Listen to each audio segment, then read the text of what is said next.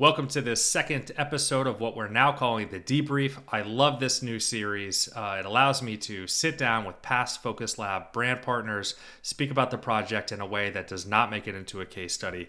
So we really pulled back the curtain today with Humberto from Rose.com. He's the co-founder and CEO.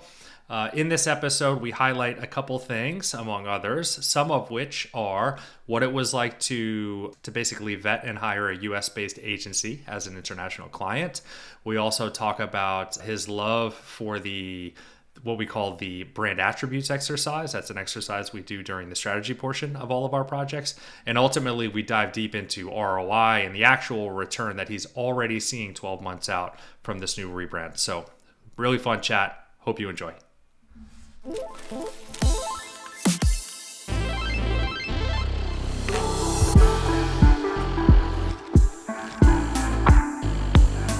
So, Humberto, excited to chat today. It's been a while. I was actually reviewing some stuff earlier, and Rose launched the rebrand November 18th, 2020 is when you posted that blog post. So we're almost a year. That feels much longer to me. I don't know how long it feels to you. It feels like very long when we find words in our, in our databases or in our Notion where we keep the internal document. When we find dash dash, the old name, which is becoming rare. It feels like it was like 3 or 4 years ago, but in fact, as you're saying, it was only 1 year ago. It's pretty wild. Yeah, it's wild to think back. So I'm excited to chat about the project today. We're going to talk about kind of the insider perspectives. I think it's important for people to hear what it's truly like to go through that process. We had a blast working with you and your team. So I'm going to hit you with some questions and we'll run that way. So first question. So these are my pre-project questions. So how did you know that it was time to rebrand? Great question. It was mostly a feeling for me. Again, I am the CEO and one of the co-founders of the company. I just start getting uneasy about our brand, just as a perception, right? We were trying to do this spreadsheet, which is this very ambitious product, and really the competitors out there are nouns and verbs in the industry, like just Google or Sheets and Excel and Microsoft, right? Like those are very big household names, and everyone understands what they are, etc. And we were called dash dash, and dash dash just describes the equal sign, two dashes, right? Which was kind of funny and witty, but people didn't really get it, and it was longer than needed. We wanted something that represented the ambition which we have, and I guess this is how we landed at Rose. But so I just, to your question, I just started feeling uneasy. Something started telling me that there was something wrong with it, and just a feeling. And then separately, there were complaints which are pretty frequent and start getting more frequent from designers saying the brand visuals which we have aren't flexible anymore. And the team started saying, now we've grown in ambition, we actually raised more money, we now we can execute on a larger thing, and actually all of the kind of work which we did on positioning and tone of voice and all of those definitions, all of those deliverables started to get really out there. And as a startup, we were possibly like 20 when we started working. We're 60 something people now. We didn't have any person dedicated to brand, to being the gatekeeper of branding. So we felt like, okay, we need someone from the outside who really has the time to think about it. And that's how we decided to start it. Yeah, great. So you hit that natural inflection point that a lot of businesses hit, right? Where it's not working anymore. It sounded like both the utility of the assets was broken, and then maybe the story just wasn't representative of who you were going to become ultimately. Exactly. But just ultimately, I think it's really about the ambition, right? If people are lucky enough that their company is doing well, or that they have a shot at doing something which is much bigger, like people invest in IT and invest in product and invest in all of these things, and generally it's kind of stupid. Like you have, oh no, I mean tech, the brand doesn't matter. No, actually the brand is still very much central, because it communicates, and in our particular case, it communicates not only to the outside but also for hiring purposes. It's extremely important, and we can talk a little bit about it. The effects that move into a better brand had on our hiring. Well, just newsflash, obviously it worked super well for us. Yeah, that will be a question later. The impact, I think, Yeah. sometimes it is easily overlooked, the internal cultural impact that a rebrand has. I think it's very easy to understand, oh, we're going to rebrand, it's going to help us speak to our customers better. And we do try to relay to all of our clients, like, hey, this is going to have an impact internally as well. But we'll get there. Save that. So you realized you needed to rebrand. What were you looking for in the partner that you were looking for? And I don't need you to just toot a lot of Focus Lab horns here, but I'm curious, and I think that listeners would be curious to what was the the decision making process in finding the right agency? What were you measuring there? Yeah, we were actually just looking for, I think the core driver was professionalism, right? And professionalism in our sense meant someone who had super high standards of work and who has worked in our setting and understands how we speak and what a founder being nervous is all about, right? And really having that connection and say, they know what I'm feeling. They know that this thing is expensive and they have to treat this project as the priority which we're making it. And so we wanted someone who saw eye to eye. We didn't want some crazy designer somewhere who can work a little bit on the brand and maybe give you some great ideas, but then they're not going to be able to tie it together. Right? There's more ideas than we can execute. What we wanted really was consistency. And so we encoded that, and we actually talk about it in our blog, and people can search about it in blog.rose.com, how we did the rebrand and how we picked it. But mostly it was about looking for a partner that had worked with similar clients to us. So we wanted someone who had worked with clients in the SaaS space and someone who had worked in B2C brands and who had just built stuff that we liked. Right? This was part of it. Then the other part was to measure professionalism. How well are they going to answer the specific questions that we have for them, right? And we kind of gave you a bunch of detail. I don't know if you guys remember, we wrote like a pretty comprehensive RFP, right? So say, this is where we are, this is where things are going well, this is what things are not going well. We were super open about it. It's like, this is what we don't like, we really don't like it. And we also gave some pointers, right? I think that as a founder, especially second and third time founders, will have some learnings regarding types of things which you want out of just pure visual stuff and things which you don't want. And we were like, okay, we will, because our work involved building a website, I designed our main pages for the website. Like, we don't want parallax effects and we don't want captured scrolling, right? Because our spreadsheet is supposed to be spreadsheets. Spreadsheets are obvious and simple and performant. So we don't want all of those weird gizmos flying around. We just flat. You generally shouldn't say that to designers and to people who are supposed to be thinking for you. But in those cases, we're like, okay, there's a few set of things we already know we don't like. So better say it up front. And this is kind of, I don't know if this answers your question, but we kind of already knew what we wanted to look for in a partner. And it all boiled down to this professionalism concept of someone who knows how to deal with companies that are our size and our ambition, and who can demonstrate past successful work on those. Yeah, something that you said there, which I want to highlight because it is extremely important to us, and we consider this one of our differentiators, if you will, which is understanding the nerves, the expectations, all the things that go into a project, right? It's not just about, well, we read a bunch of criteria, we can deliver on that criteria. That's like the table stakes part of going through any type of process like this. Being able to step up to the plate and hopefully have a founder like yourself feel more comfortable with the process, feel like we understand your fears and can speak to them, educate, handhold, professional processes, all the other things that go into this besides just picking colors, picking typefaces, right? Rebrand is much larger than that. And we try to do our best to speak to that value that we bring to the table. So hopefully, and I expect you did see that from choosing us, and you actually got to see that throughout the project.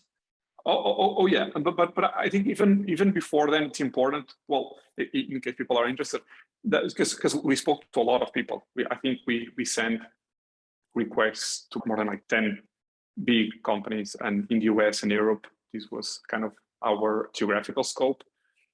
And even the table stakes, just understanding the RFP and answering the questions, like unfortunately, most European companies, most European firms, agencies fail to even understand the basic table stakes, right?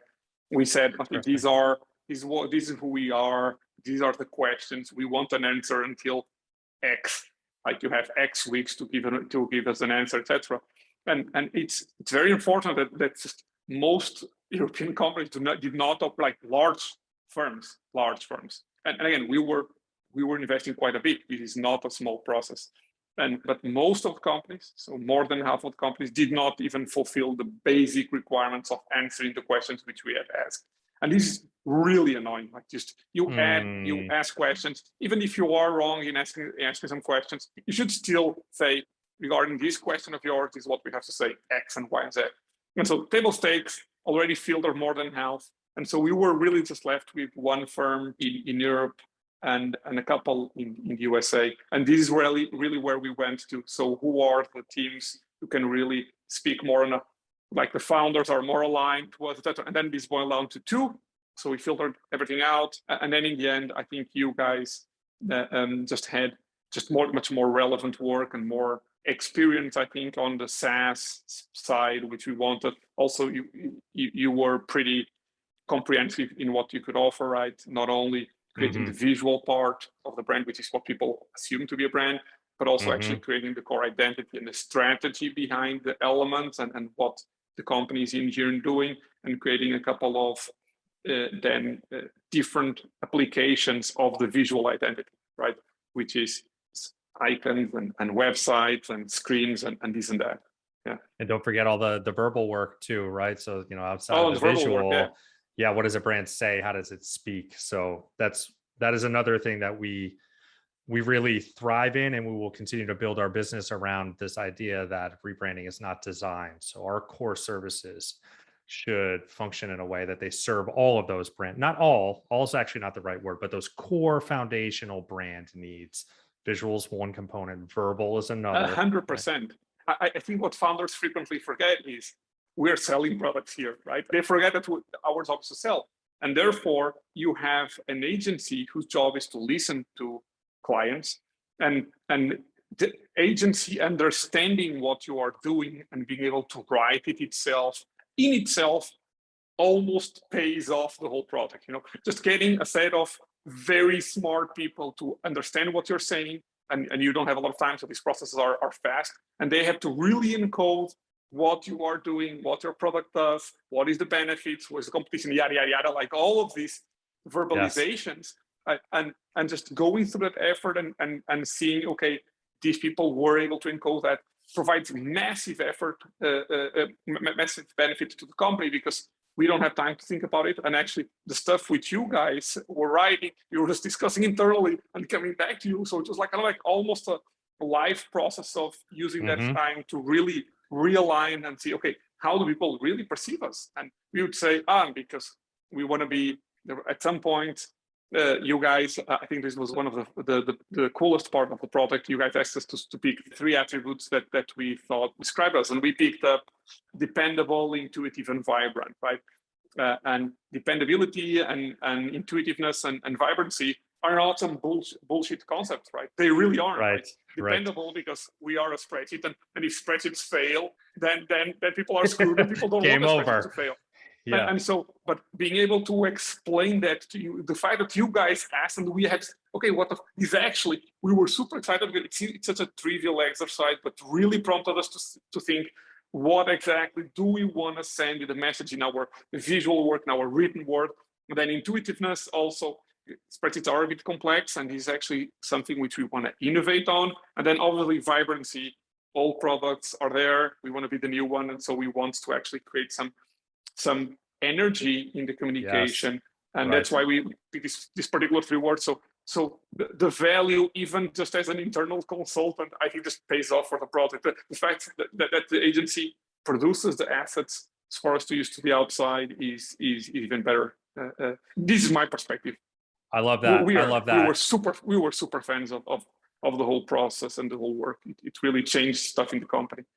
Yeah, I think it's funny, right? Because if you sit back, maybe sometimes a company would say, well, if we had more time, we could sit down and figure this out. But then you're still stuck in your own bubble. it is helpful to then partner with another company to work through those problems, to iterate together, to challenge each other on, well, what do you stand for? What story are you trying to tell? And in that way, hopefully we at Focus Lab are able to help kind of put that challenge back onto our partners to say, think about this more critically. I don't think the story's there yet. We're going to help you make it, but you're a part of the story, right? We're not just the experts on the other side. And you just say, we need X, and then we just throw it over the fence and you have it. It is that consultant part of it. It's like we sit down together and we both kind of try to poke holes in the boat and extract from that. So that's great. That's great to hear. 100%. Like I think most founders go through life, at some point you are enamored with the concept of consultants and having people working outside. It's more flexible, etc. But then it's like, no, actually now I have money and I actually can hire the people. I think that there's ups and downs in this relationship. It is very valuable to get help from the outside when there is enough time for them to try to encode what you're doing and there's this productive conversation. Okay, how much can they understand? Could they, if I, God forbid, die tomorrow or something, could they come in here and fill out our shoes? Did they understand enough of the problem and enough of our positioning and our... But anyway. Not an easy challenge, right? This is all... So that's fantastic. Thank you for sharing that. I'm glad that we kind of got to that through that question. So now I'm to the in-project questions. So the first one is, what was the most surprising aspect of the project? And we may have highlighted it a little bit in our ramblings earlier, but any big surprising aspect? Well, I think one of them was again product management and the whole setup from the Janina and the product manager. The product was so well managed, right? And my co-founder and I, we are from McKinsey, right? And consultancies manage products for a living. And we always felt like there was someone to worry about the things which we don't like to worry, which like deadlines and who has to deliver what, and are we ahead or are we behind? All of these things like, oh fuck, are we behind or not? Like you guys are always, I think like every week or maybe twice a week would say, no, everything's fine. You only owe us this document, yada yada. If it's late, then don't worry about it. If it's only 1 or 2 days, but we are waiting for that because of why. So you guys producing the conversation for us and we not having to pull out of our head, which things am I missing, which unknowns are there in there. This is just the main benefit which we saw in the beginning, right? Not having to worry about it all. Creatively, this exercise of picking up the attributes, the 3 attributes, because you impose this currency, you can only pick 3. We only chose 3 intermediaries for the process. But we were at each other's throats, right? Because everyone had such a strong opinion, and we ended up agreeing on these 3. This was one of the most long-lasting things, even though it seems pretty simple, because the words which you guys propose are quite provocative and balanced, and we still use it to this day, right? It still figures on our internal guidelines that these are the types of things which we want to pass in our communication. I think one of the things which is surprising is just with visual work, people come from such different places, and again, in here maybe we have this dream that no, people are going to surprise us, but in such a natural way. It's gonna be obvious. It's not obvious, right? It had to still go through you guys presenting it, and when you presented it, things made sense. But then we were sold on the idea that we still had to sell it on others. So there's there were a lot of just very cool part of the process, I guess. So having said all of that, what was the most challenging part, right? Because it's not all rainbows the whole time. It doesn't mean it's bad, but it's not easy. So what was challenging? Well, we'll agree on the visuals in the end is always, I think, the hardest part. Even within the company, we know that to be a fact, right? You try to do something, it's like, but I'd rather X, and like, no, but I'd rather Y, and visuals become a pissing contest very, very quickly, and this was the most challenging part for us, right?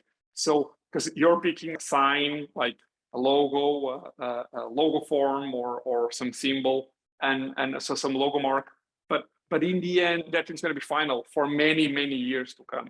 Right? Yes. Words, you can always change them a little bit. You can start shaping them later. It's okay. If one word is out of place, it doesn't really matter. But with the visuals, with the logo, right, and with the colors, you kind of your designers are going to pick that up and they're going to start running faster than everyone else. And that thing is going to become just part of your Bible.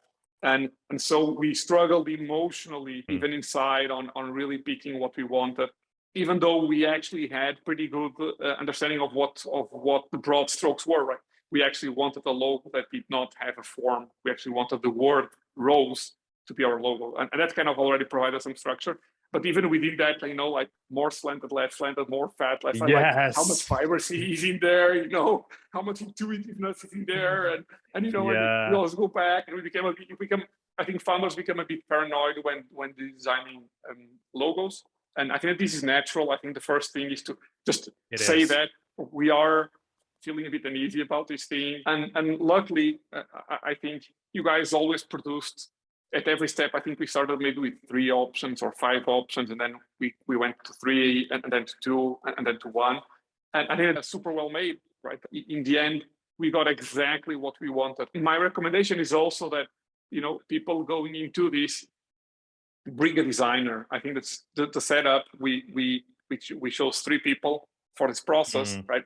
Then it was me, like, again, a founder, and then we had a designer, and then we had a business person. So we had all kind of different areas of the company represented, so that we could take the decisions and potentially have to shove it down other people's throats, because this also can happen. And from your side, there were all sides represented. We had brand strategy, for sure. We had visuals from actually just the artist side. And then we actually had someone from the web development side. And so we kind of felt like between all of us, we had represented all the concerns and all of the options. Then it was just a matter of actually picking up something and going with it. Yeah. And it's that decision making. It's the picking. Picking is hard, right? Oh, it's, because design is also extremely subjective. Like we talk about it all the time. Like what looks great to us, which we might feel like will absolutely work for you.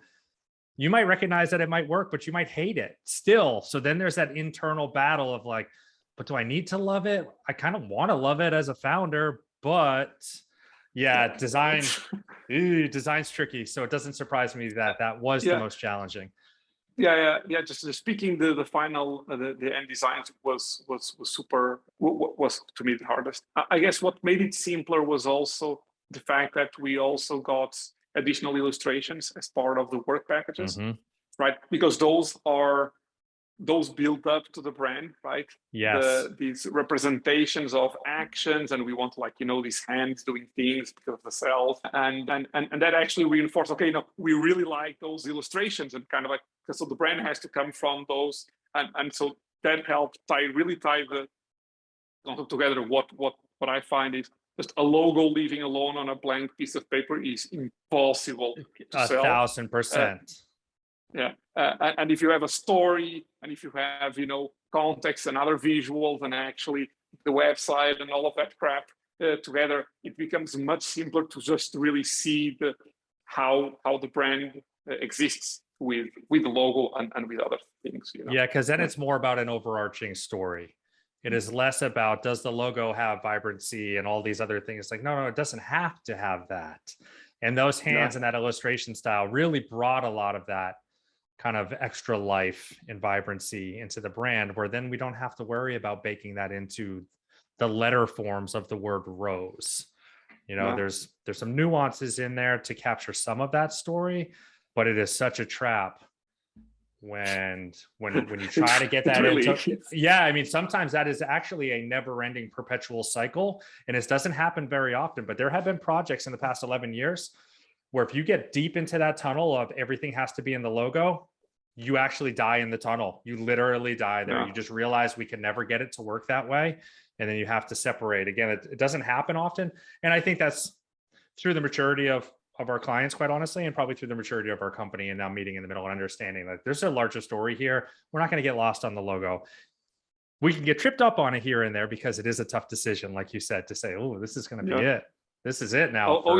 Forever. And you mentioned a very important aspect in it, which is maturity. I think it is the role of founders to be demanding, but it's also the role of founders to say, how much of a brand person am I? I think this is a fun joke, that a very provocative topic that I raised many times. Like, you have to be able to look at your house, right, and your furniture and your clothes and the options which you do in your life, like how close am I to the key people who kind of understand taste and who design the logos for all these big companies and produce all this branding work for Nike and Apple and whatever, right? Just am I a person who am kind of like in tune to that? Because everyone's entitled to their own thing. Like you're not designing a logo to change how I'm gonna build my house, but you have to kind of like understand how pushy can I be? How much do I have to trust these people? And we eventually ended at we're probably 70 to 80% brand people, the three of us, because we all really like these things even before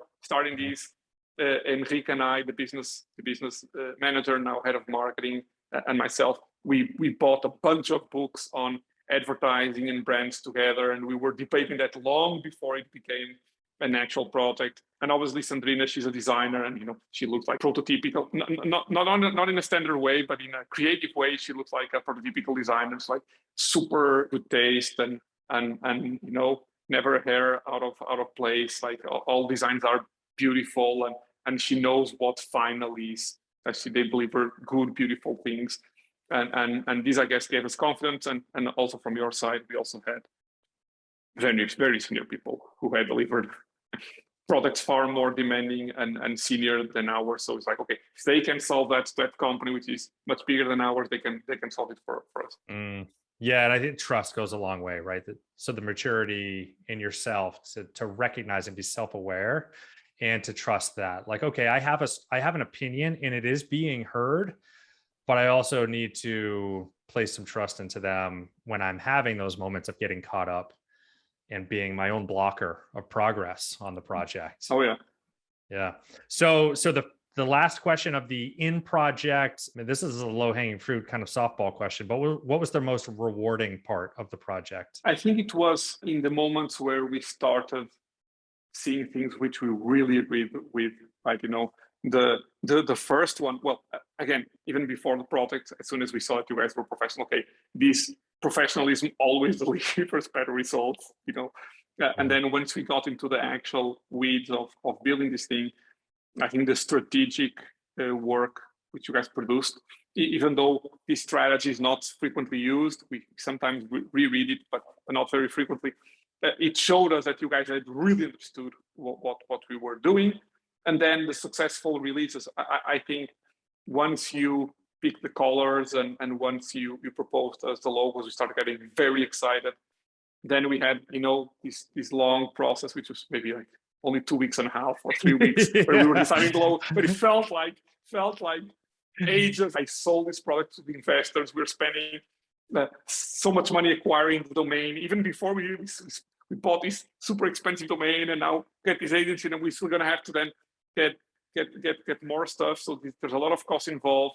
But then once we got through with that, then it started just becoming happier and happier moments as we started seeing the web pages, and we started seeing the carousels of little details which you guys are producing. Like, I mean, I think that this is really where agencies shine, and where internal designers don't really have neither the currency nor the time to build. It's like, okay, we need a catalog of illustrations that make the point of how to use our product or how to pass certain emotions in marketing or sales, etc. And you typically need catalogs of, like, you don't need one. Yeah, you need right. 20 of those, and they need to kind Right. of agree with each other, and icons and all that stuff. It is tremendous work. And once we saw it, like, okay, that's something which we could never do ourselves. And these people have delivered to us, Focus Lab have delivered to us, and now we are in a much better place. Now we are one of the companies that actually have their own custom icons and logos and all of that stuff. I think the better moments were when we saw things coming out which we never could have done ourselves. Never. Sure. Like we Sure, never could have done that, either because of time or specialization, or just it would never become important enough, wrongly so. But yeah. Yeah, I think also part of that is just you spend so much time, and again, it's, our projects are 3 to 6 months, and even in those 3-week periods, they feel really long, although relatively short. But you spend a lot of time in the thinking, strategy documents, words, And then when you can start to get more towards the back end of a project and you start to see it come to life, and it doesn't mean just design. It doesn't mean design is the aha moment, but it is kind of the thing that everybody can start to see visually and go like, oh, all right, I see the story coming together. And we always talk about there's like an aha moment in each given project. And that aha moment is different for everybody. Sometimes it is maybe an aha moment in strategy, which could be a positioning shift of a company, or it is the logo, or it is the entirety of a system, or it is the illustrations. So it's like, oh my God, that's it. That's the moment. Yeah, Those are really yeah, rewarding for us when we hit those moments. That's when you see the total synergy align. yeah. And when you see like stuff apply to what you did, right? Apply the visuals to our interface. It's like, this is how you do color, this nav bar, this is how you do it. Okay, this is super interesting. They picked like the perfect color for that one. Okay, this color, maybe not so much. I don't want to call so much attention to this type of element. But this process is so illustrative of how people see, again, how people on the outside see your stuff, your product, your interfaces, your actions, your words. And it's really rewarding. I think that you come to a position in being a leader of one of these companies, maybe a head of marketing, maybe a founder, where you should have more questions than answers because you are growing. And so growing means you have to grow into places and you still don't have the picture. And seeing how people would actually drive that really illustrates, okay, I like that, I don't like it, but you're not producing it, you're just evaluating, you're letting yourself react to things. And I think this is kind of like a mini MBA on your brand. Really, it's super cool. Yeah. A fun process, a little bit of a nerve-wracking process, but a fun process nonetheless when you get to the end, because it is rewarding in that way. So I've got just a couple more questions and then we'll wrap. We don't want to keep it too long for everybody. Post-project. So now the brand's been out for almost a year, like we said. What has this now allowed you to do that you couldn't maybe do beforehand? Yeah. So we feel like people treat us with far more as a far more high quality player in the industry because of the new brand. This is it. Like we are perceived to be a different beast. You know, we were -- 8-letter domain. Now we are rose.com, 4-letter domain. We had kind of like some weird colors and some adaptations because, like, you know, we had grown into these solutions, and it's natural. Okay, it's not a problem. That's not right. an insult to anybody. Yes. And now we have a pretty consistent set of directives. Our product looks consistent. Our marketing and internal product, all of that stuff feels really natural to users, and people find it very tasteful. And so this has resulted in higher traffic to us, more interest when people read us. Okay, this is subjective, but also objective. We see it in the marketing numbers, but also subjectively, people talk about, oh, as a rose.com, that's a really serious name. But the name and how people talk about the brand really adapt itself, because people talk about the name, but it's like, oh, your name is really cool and vibrant. It's like, okay, the name doesn't have that. Like the colors are clearly going on top of the name. So that was one of the things. Another way where I've seen a clear benefit was very clear. So when one of the designers just applied to us saying, one of our and she's performing super well. It's like, oh, I just saw that you guys had done this awesome rebrand, and I'd seen Focus Lab before, and you wrote this blog post. From that moment on, I wanted to be part of your company. You know, just so hiring. I think that not only designers. I think that engineers react super strongly towards stability. Their work is confusing and crazy enough. Like they don't want a fast and loose company. They want a company that knows what they're doing, that knows who they are. And I think that this brand helped us establish this primacy, right? We operate in this international context, but we also have an office in Porto and in Berlin. And on those geographies, it is super important to us that we stand out much more than others. You know, like this is the game. Like you have to be 10x above everyone else. And I think that right now we are in terms of brand, right? We are rose.com, and we have these beautiful assets. We have this beautiful office which we put the assets on. And all of that really just shines through as a consistent work. Like we value consistency. If you come in here, we will value quality. It all makes a lot of sense. So the users, by understanding better, but also just mechanical actions, clicking, understanding who we are. I think it becomes better, the name and all of the visual identity, but also then just hiring. It's a big hiring machine, having a better brand. It has paid itself in less than a year, for sure. In our particular Love case, that. it Love has that. definitely like financially paid off in less than a year, for sure. Like That's guaranteed. absolutely what we want to hear. That's the win. And I didn't know that, right? This is an organic conversation. I didn't come here telling you the answers you needed to give. I'm super happy to hear that because I know it is very costly, seemingly costly up front, but looked at as an investment with a return. And to hear you specifically say it's already paid for itself, I mean, yeah, that's a really good the way investment. we assess it is super simple. And I really recommend that founders and marketing managers do this exercise. It's typically these startups, we spend a lot of money on engineering and product, a lot of money on engineering product. It's like there's a hole which we every month fill up with hours of engineering, and then we set some matches in there, and then it all burns and produces some heat which goes to users. Some of it is lost.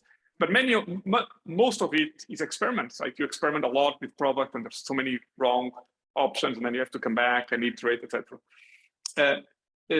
With brand, we said, okay, we've spent all of this money in engineering, and our marketing budget has been like a very small fraction. So we should be able to, if we have a 24-month runway, we should be able to put 1 month worth of burn of investment within our brand. Right, just the brand is marketing. This will definitely help. Again, one of the best investments that I've made ever in part of running startup. This is my 4th startup, and this has been not only enlightening, and I learned a lot. So that there's also that freebie, but to the company, I think it was one of the good decisions which we've made over the past years.